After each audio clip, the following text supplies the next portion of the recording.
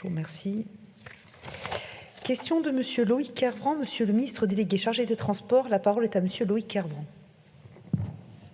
Merci Madame la Présidente. Ma question s'adresse à Monsieur le ministre délégué auprès du ministre de la Transition écologique et de la cohésion des territoires chargé des Transports et porte aujourd'hui sur la situation de la ligne ferroviaire Bourges-Montluçon. Cette ligne, elle est exemplaire à la fois des renoncements du passé et des enjeux de l'avenir. Longtemps délaissée par les pouvoirs publics, son état s'était si fortement dégradé que de nombreuses limitations de vitesse se sont appliquées, dégradant très fortement le temps de trajet. En 2020, à l'issue d'un combat que j'avais mené avec vos prédécesseurs, les ministres Elisabeth Borne puis Jean-Baptiste Djebbari, l'État avait reconnu l'importance majeure de cette ligne en changeant sa classification et en l'intégrant au réseau structurant national. En 2023 et 2024, ce sont 85 millions d'euros de travaux qui sont programmés avec le soutien de la région Centre-Val de Loire. Ces progrès sont des avancées importantes qui correspondent au caractère stratégique de cette ligne. Les 100 km de voies Bourges-Montluçon sont en effet au cœur de la souveraineté alimentaire française, du fait de l'importance du fret céréalier, plus de 275 000 tonnes chaque année qui les empruntent. Ils sont aussi au cœur de la souveraineté économique et des enjeux de transition pour notre pays, puisqu'ils sont utilisés pour le fret long parcours vers l'Italie, et que l'entreprise Inveo, qui est basée à Orval sur cette ligne, est l'un des derniers sites français de construction de wagons de fret qui a un besoin vital de cette ligne pour sa production. Au-delà, elle est aussi, je crois, un message de cohésion nationale, ligne de territoire, au cœur de la France. L'argent que l'État y investit dit de sa considération pour les habitants de la ruralité qu'elle dessert.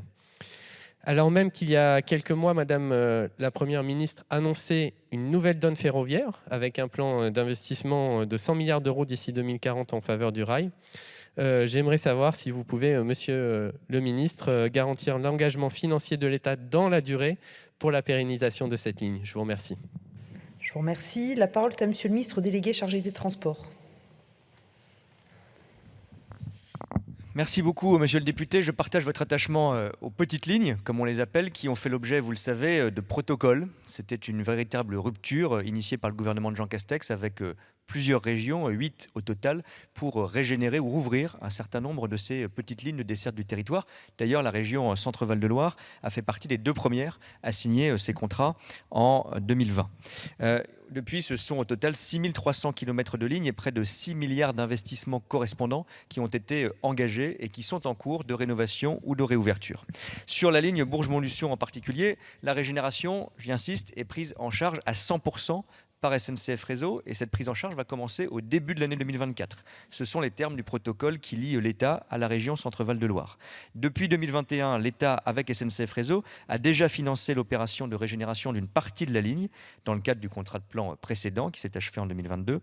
Et les travaux correspondants sont aujourd'hui en cours et jusqu'à fin 2023, donc pour quelques semaines encore, sur la section entre Saint-Amand et Vallon.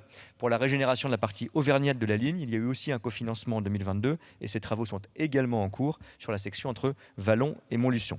Afin de sauvegarder durablement les conditions de circulation de la ligne, les investissements complémentaires, je vous le confirme ou je vous l'annonce, seront pris en charge dès 2024 par SNCF Réseau, je le confirme encore une fois, et cela représente un investissement de 25 millions d'euros pour l'année prochaine, et ainsi entre 2021 et 2024, ce sont plus de 80 millions d'euros, 85 exactement, qui auront été engagés pour la régénération de la ligne, dont 42, pour être précis, qui sont pris en charge par l'État, ce qui montre la hauteur de notre engagement. Nous continuerons donc, selon les termes de ce protocole et avec un engagement massif de l'État, ces travaux de régénération sur une ligne emblématique dont vous avez raison de prendre la défense. Je vous remercie. La parole est à Monsieur Loïc Kervran.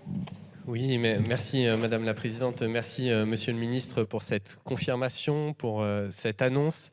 Et je veux redire ici que je serai vigilant, et je le sais avec votre soutien, pour que, au-delà de l'année 2024, étant donné les enjeux très forts liés à cette ligne et aussi l'ampleur des travaux à la fois sur la voie, sur la signalisation, SNCF Réseau, l'État, avec le soutien des élus, s'inscrivent vraiment dans un plan de long terme de pérennisation de cette ligne essentielle pour le territoire. Je vous remercie. Je vous remercie. Question de Monsieur